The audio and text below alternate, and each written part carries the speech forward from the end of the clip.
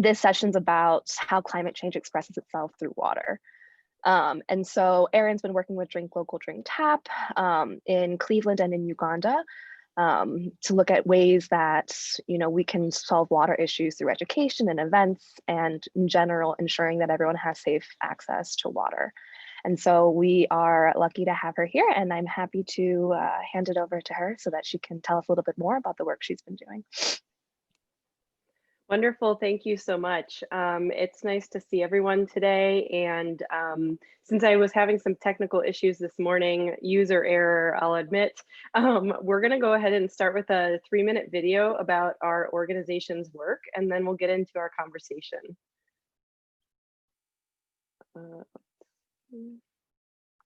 This is a drop of clean water, and this is the ripple effect. We are Drink Local, Drink Tap, where one person can make big waves when it comes to protecting our planet's fresh water supply, while also providing clean water to every single person on the planet.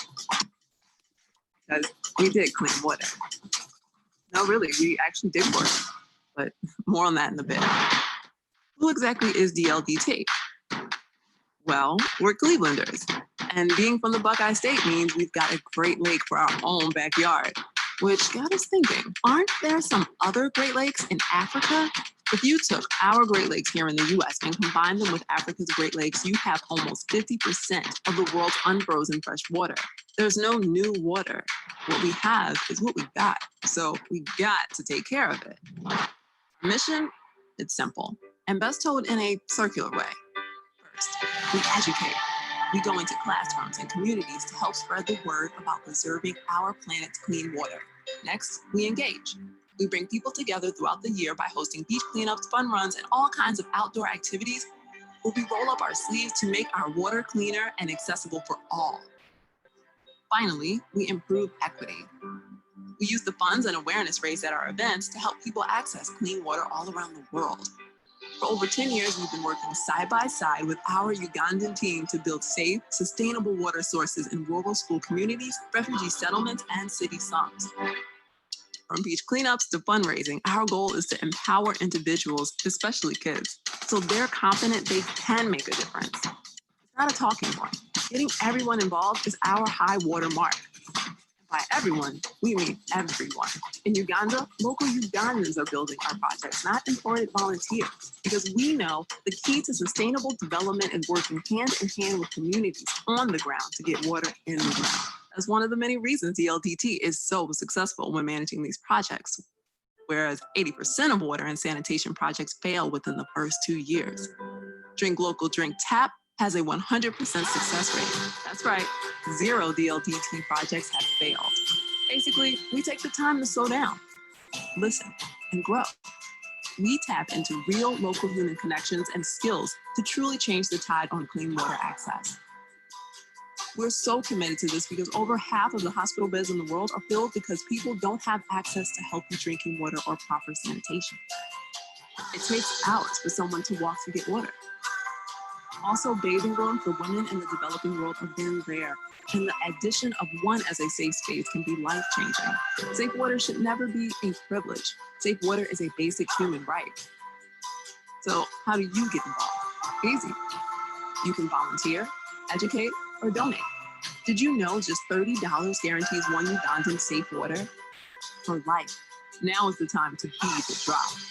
Together, we can start a ripple effect, which becomes a great wave. Get educated, get engaged, and improve water equity. Are you ready to dig clean water? Be the drop.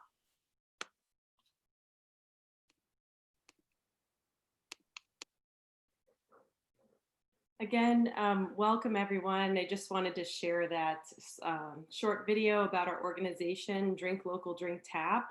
This year, we're actually celebrating our 10-year anniversary, and you'll see Christine and Russa here as well. They're on our team here in Cleveland, and even some of you have volunteered and partnered with the organization. We love our coffee. Oh. It fuels people in the world every single morning to start their day. All right. So it's very nice to see all of you, and I'm really thankful that this conference is happening. So I started Drink Local, Drink Tap 10 years ago because I really wanted people to care about our local water resources here, but also understand how rich we really are here in the Great Lakes region and understand our responsibility to take care of what we have. So many people in the world don't have access to clean water. And since I started this work, I have actually watched the need for water grow in the world. And so when I started 10 years ago, 1 billion people did not have access to clean water. And, we started to measure things differently as a global society. And fast forward to today, 2.1 billion and growing people don't have access to clean water. And 4.5 billion people don't have access to safe sanitation. They don't have a safe place to go to the bathroom. And so the work that we do in Uganda looks very different than the work we do here locally in the States and in Cleveland, but they go hand in hand with each other. So through Drink Local, Drink Tap's work, we have 3 pillars that we kind of operate our programs under: equity, education, and engagement, which you saw in the video. Equity has even most recently in the last 4 years become a topic of concern for us in the Cleveland area, and Drink Local, Drink Tap has been participating in the Greater Cleveland Water Equity Partners. This is a group of the sewer district, water department, nonprofits, some other speakers at this event have all come together about 4 years ago under the U.S. Water Alliance to improve water equity here. And amidst COVID, you can all understand how important it is to have running water in your homes. And we are working closely with other partners and policymakers to ensure that we can move forward in a better, more equitable way post-COVID, especially to make sure clean water as a human right is realized here where we live. Globally, as I mentioned, the statistics are dire, really overwhelming to watch those numbers keep growing. But the work that we do in Uganda related to water and sanitation equity, we build water projects, we build sanitation and bathing facilities, and work a lot with public health and schools and environmental issues. And through all of that work, in Uganda, where we also tie what we do into fighting climate change. I hope we can get to my presentation in 14 minutes when my computer is done updating, because I do have some very personal stories to share with you. Deforestation and just the level of poverties in Uganda and many places in the world, lead to more and more destruction of natural resources, which then snowballs climate change issues.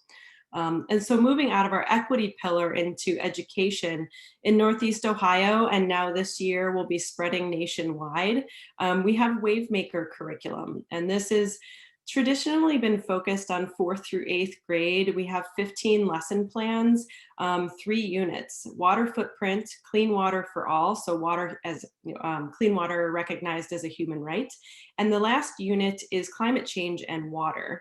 And what we found when we surveyed young people like yourselves and educators from all over the world and the US was that climate change and water hadn't been connected in curriculum. And to be honest, climate change has been taught in a very 101, greenhouse gas emissions way. There are so many negative externalities that come from the climate crisis, and as we're seeing through wildfires and floods and droughts, and we'll talk about that much more in detail. But we really wanted to dig a little bit deeper and give educators in-depth lessons about sustainable development goals, how climate migrations happen, how water intersects with climate change. And so that will all be coming out on our website in the next month or so. Christine on this call also as a guest today. She is our Wavemaker program educator. So if you're more interested in that, please make sure to chat with her in the chat box. One of the items that I wanted to talk with our attendees with today, at least towards the end, but maybe we could move it towards the beginning. We are also creating youth, educator, and public engagement action kits. And our youth action kit is really focused around helping young people thoughtfully plan their their actions that they want to take in the world. And it doesn't have to do with climate change and water or one or the other, but really just we want to build something that better supports our young people and amplifying young people's voices, helping people navigate through facts and fiction on the internet, thoughtfully, building coalitions to make change and have your voice heard. So we plan to make a youth action workbook that will actually be printed and sold. Hopefully we can also give many copies of this away, but I'd love to know, as we're going through this presentation and get to the end, if that type of help is even needed, or if you need something else from organizations like ours or some of the other ones I see represented on the call. And the last piece that I'll talk about is engagement. So that action piece, Russa, who is on the call today as well, she manages all of our volunteer opportunities, our internships, and our beach cleanups, community events that we participate in, and helps me with everything under the sun. And so she is also a really good person to connect with if you're interested in joining Drink Local Drink Tap as a volunteer, or helping lead some of the beach cleanups, or we even have like a younger professionals associate board that helps support our board of directors. And so there are lots of opportunities to get involved. All right, enough about DLDT. Let's talk about water. So as you saw in the video, we have 20% of the entire world's fresh water right in our backyard. And what I didn't know is that Africa also had a Great Lakes region, not only North America. And when I started working in East Africa and I saw some of these Great Lakes and I saw these water resources, they look kind of the same. There's not highways necessarily built next to all of them, but what I noticed was that people didn't have access to the water, and they didn't have access to the toilets and showers and the other things that I did. And so in 2011, when I first went to East Africa to start learning about water, I started finding out, that people just, the infrastructure wasn't built. There wasn't political support, political will. There was a lack of financial resources. People have a bunch of other problems in some of the poverty-stricken areas, in the slums in the cities, and even in the very rural areas where we work in Uganda. So flip over back to the United States, in our Great Lakes, we have very different problems, right? We have algal bloom issues, we have runoff issues, we have single-use plastics choking our waterways. So we both have issues with our Great Lakes systems, but the access to the water was the big difference that I saw. And so, as I've been learning in East Africa and really getting to know over about 150 communities over the last 10 years. We have 90 projects in Uganda. One thing that I learned was, there's no cookie cutter approach to reacting to some of the issues people are facing because of climate change. And it's really important that as we build solutions to fight climate change and adapt to it, we definitely have to pay attention to local knowledge. So why climate change and water today? Climate change expresses itself through water. So let's think about this. Climate change expresses itself through severe storms. That's right, that's too much water.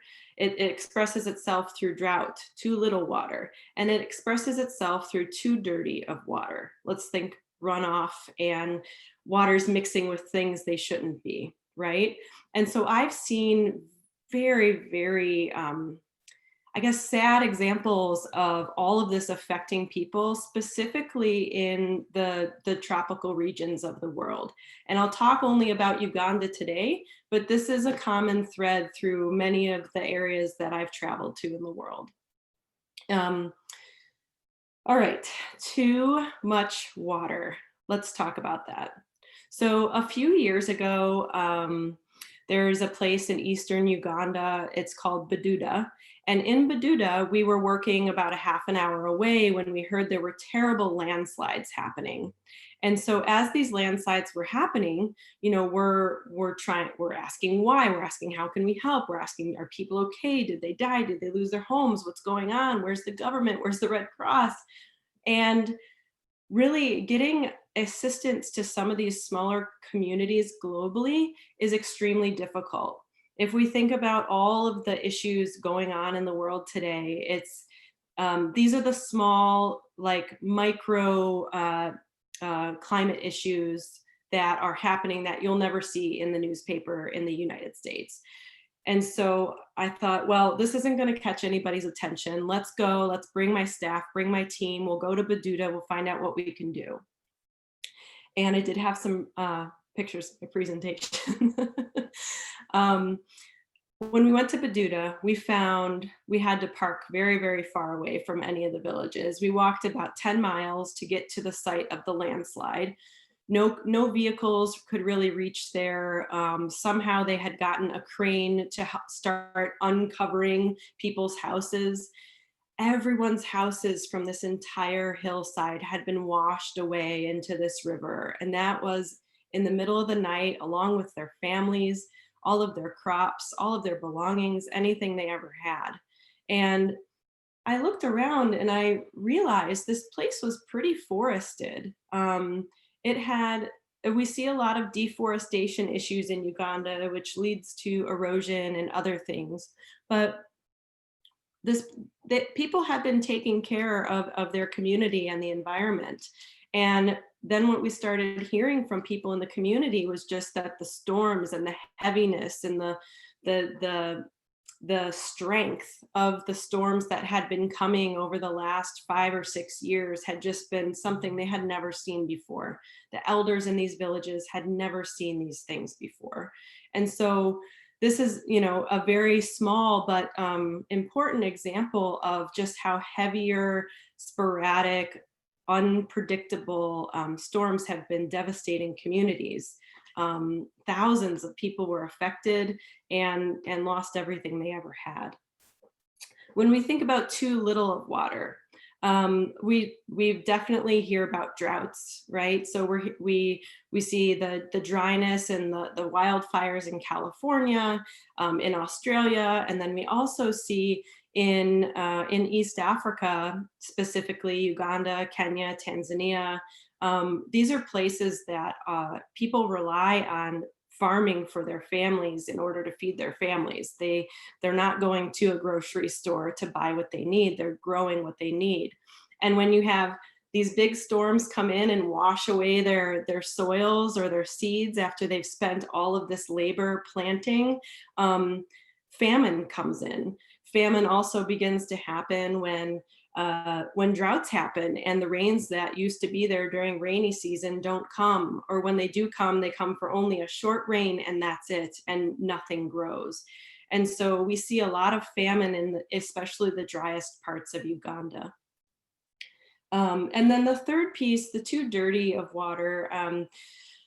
Polluted water has always been an issue, right? We had a river on fire here in Cleveland. We still have issues and dead zones in our Lake Erie. But in East Africa, what we've seen over the last 15 years, 20 years, and I've seen this even in the time I've worked there, is international companies coming in, draining wetlands to monocrop and make big sugarcane fields or rice fields, or factory farming is even starting to enter Uganda. I just saw a billboard for it in February. So you have these massive food and animal industries coming in and kind of taking away these natural ecosystems that have been filtering groundwater that people rely on, and helping maintain this ecosystem of water and animals and life for so long. And when the industry comes in, all of that goes away. And what ends up happening is they're clearing forests, they're clearing wetlands. And so you're no longer taking in carbon and holding it. These carbon sinks are going away, but you're also not allowing rain to stay in an area or come to an area. And it's really been frightening to see. And sometimes the government is part of the issue, for sure. But the other part is there's extreme poverty and international interests that have a lot of power.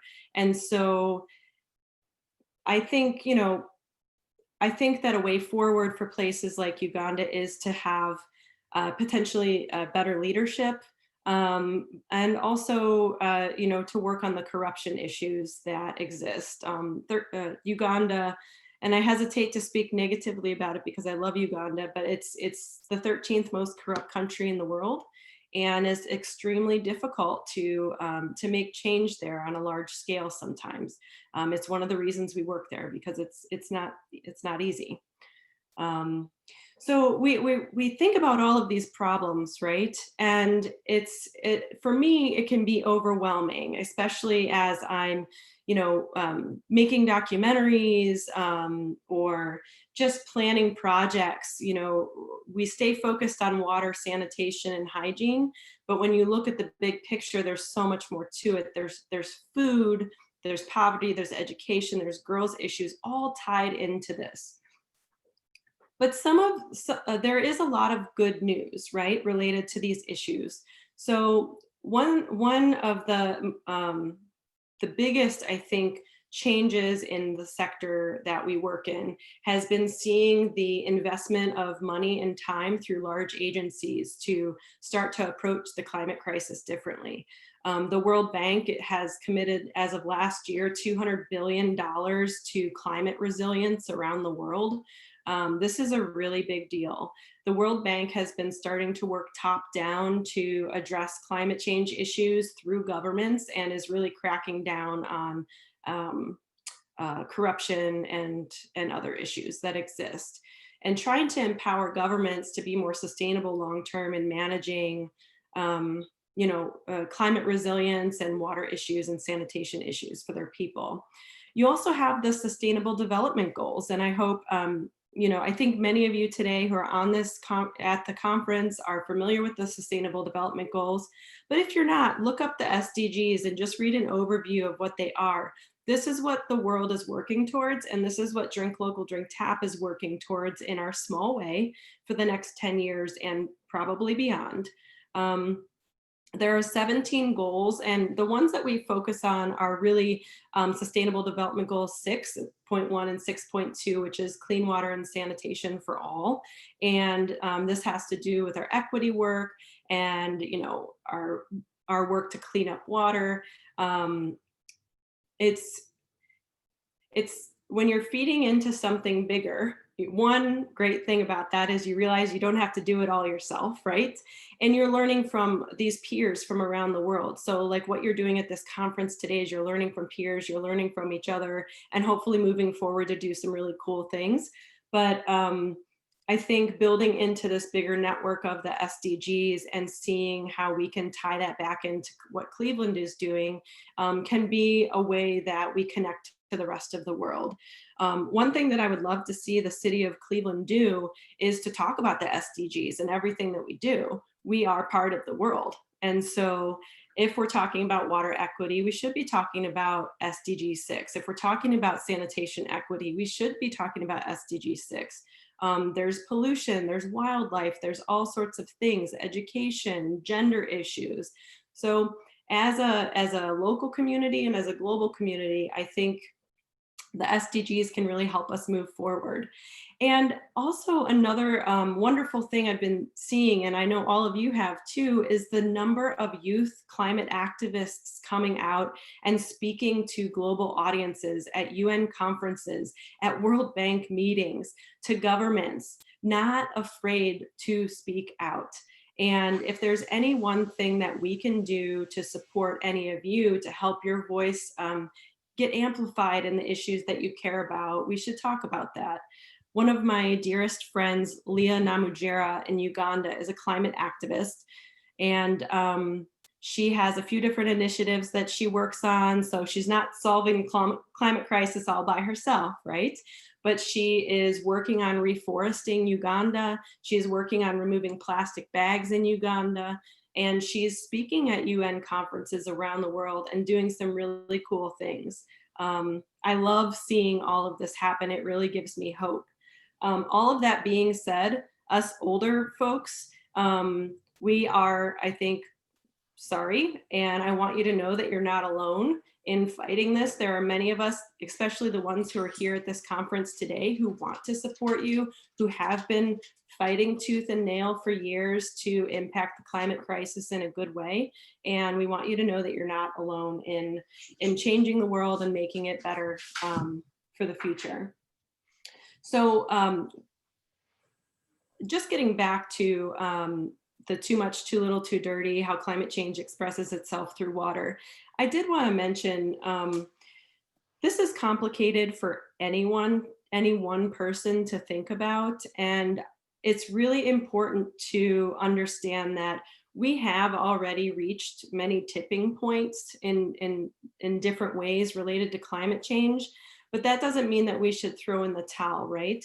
So there's two important things to build climate resilience is working on climate adaptation and mitigation.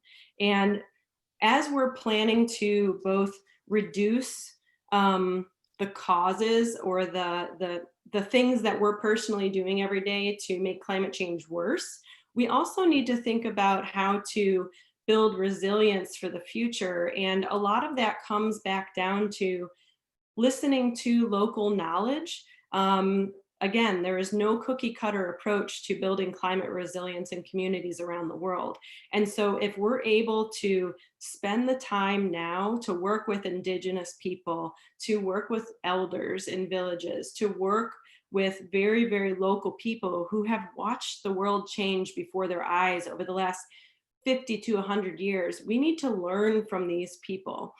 Technology can accompany some of the stuff that I'm talking, some of the solutions that I'm talking about, but technology is not going to solve everything for us, right?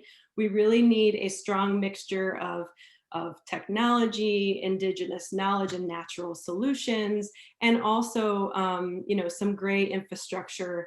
But as we build resilience, I think we're going to see a lot less gray infrastructure and cement and all of that coming into to build resilience. So think less walls and more like wetlands to solve our problems, right? Nature knows how to do it. Indigenous people know how to do it. We just need to open our ears and listen.